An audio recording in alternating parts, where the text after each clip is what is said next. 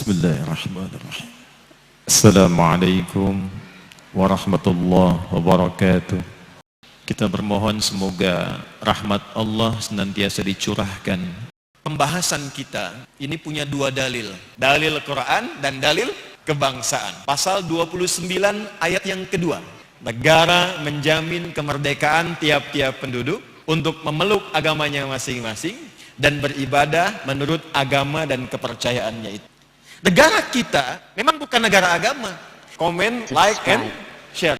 Like, share, and comment.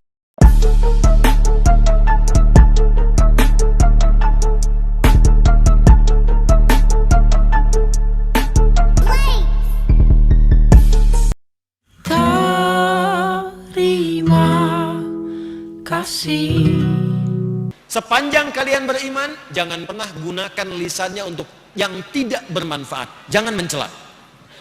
Sekarang ada enggak orang yang mengatakan beriman, di media sosial ada kegiatan saling mencela? Di media sosial ada yang sekarang bikin hoax. Sedangkan ayat larangan hoax itu dibuka dengan iman. La yaghtab ba'dukum ba'da, la yaghtab ba'dukum ba'da, itu jangan bikin hoax. Dan sekarang kita temukan itu. Nah, ternyata hoax yang banyak diproduksi, bahkan diternak sekarang ini, kegiatan-kegiatan yang tidak produktif, saling mencela, saling menjatuhkan, saling memberikan gelar, ya, saling menjelek-jelekan, konten-konten yang tidak bermanfaat, itu ternyata cukup dientaskan dengan satu kata saja, iman. Spirit menjalani nilai-nilai kebangsaannya, itu spirit beragama. Karena itu ketika negara ini menyusun ideologi pertamanya dengan Pancasila itu, sila pertamanya apa? Ketuhanan yang Maha Esa. Jadi keadilan sosial sila yang kelima itu nggak mungkin terwujud kalau nggak ada pondasi yang pertama. Bahkan disadari betul, dari dulu kita itu ingin merdeka, keinginan luhurnya tinggi. Tapi apa yang menyebabkan itu terwujud? Undang-undang kita mengakui atas berkat rahmat Allah yang Maha Kuasa dan dengan didorongkan oleh keinginan luhur. Jadi keinginan luhur itu bisa terwujud ketika ada atas berkat rahmat Allah yang Maha Kuasa. Karena itu kalau satu negara ingin makmur, satu negara ingin mendapatkan nilai-nilai berkeadilan, kesejahteraan, kemanusiaan yang beradab, ingin menyatu dalam kebaikan, maka pondasi yang harus dikuatkan itu adalah nilai-nilai keimanan dan ketakwaan, ketuhanan yang Maha Esa. Ini yang dimaksudkan Quran surah yang ke-7 Al-A'raf di ayat yang ke-96. Walau anna ahlal qura amanu wattaqau lafatahna alaihim barakatim minas samai wal. Insan beriman itu tidak sekedar bicara. Perhatikan hadis Nabi, man kana yu'minu, iman dulu, billahi wal yaumil akhiri falyakul khairan au. Anda merasa beriman kepada Allah dan dihisab di hari akhirat, maka buktikan keimanan itu nampak lewat lisan. Apa pembicaraannya? Katakan yang baik, yang bermanfaat, tak mampu diam. Karena itu ketika turun ayat-ayat tentang lisan, itu yang dibuka pertama imannya dulu. Quran surah 49 ayat 11, ya ayyuhalladzina amanu la yaskhar qaumin. Hei insan beriman, berbakti, berkontribusi, melahirkan hal yang positif untuk bangsa, itu bagian dari ibadah bagi keyakinan umat Islam. Karena di mana bumi dipijak, di situ kita punya kewajiban untuk memakmurkannya. Jadi kalau kita ingin mencoba memakmurkan negeri, sebelum kita bicara dengan yang makro, nanti ada di hadis Muslim 4 bagian dari Quran yang bisa digunakan untuk membangun bangsa. Kalau kita ingin bagus, gunakan 4 pilar ini. 1, kuatkan ekonominya. Yang kedua, stabilkan politik, hukum dan keamanannya.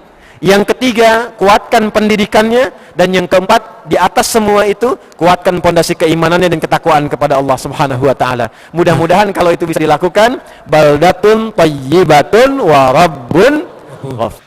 Politik dan ekonomi di negara kita saat ini, bagaimana Pak? Apakah seburuk itu dan ihdinas siratal mustaqim itu kita kembali di jalan yang lurus dengan pijakan-pijakan yang ada?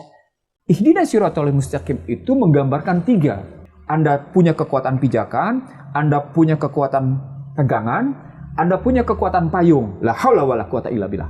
Bahasa sederhananya kalau kita ngelihat situasi Indonesia, Indonesia masuk ke dalam skenario pecah belah adu domba. Kitorang mewakili rakyat Indonesia Timur, sing setuju dan menolak Jakarta Charter jika di dalamnya tertulis kata-kata dengan kewajiban menjalankan syariat Islam bagi pemeluk-pemeluknya, maka kitorang akan memisahkan diri dari negara Indonesia yang baru. Kitorang bisa merdeka sendiri toh? Yang kita pastikan tidak ada kata kafir dalam konstitusi. Yang kita pastikan tidak ada kata kafir dalam undang-undang. Karena itu terminologi dalam agama. Ini perdebatan tentang hukum Islam itu apa itu kadang-kala orang tidak ngerti. Saya khawatir itu tidak ngerti bedanya syariah, hukum, fikih, konon dan sebagainya. Itu di dalam ilmu hukum itu beda-beda. Nah, yang Anda katakan tadi kan seperti menyulap orang itu untuk percaya pada hal yang seperti itu. Penafsiran seperti itu bukan hanya bertentangan dengan gramatiknya, tetapi juga bertentangan dengan fakta historisnya.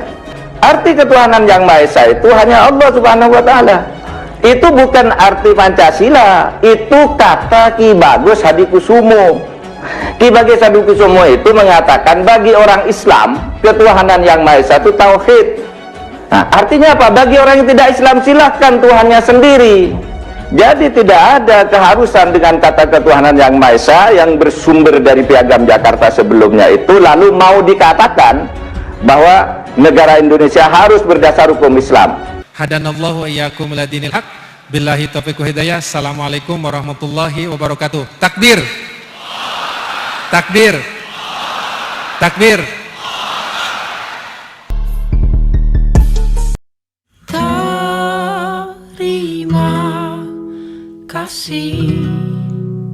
Karen mohon undur diri. Subhanakallahumma wa bihamdika asyhadu an la ilaha illa anta astaghfiruka wa atubu ilaik. Billahi taufiq wal hidayah. Wassalamualaikum warahmatullahi wabarakatuh. Waalaikumsalam warahmatullahi wabarakatuh. Terima kasih. Wassalamualaikum warahmatullahi wabarakatuh.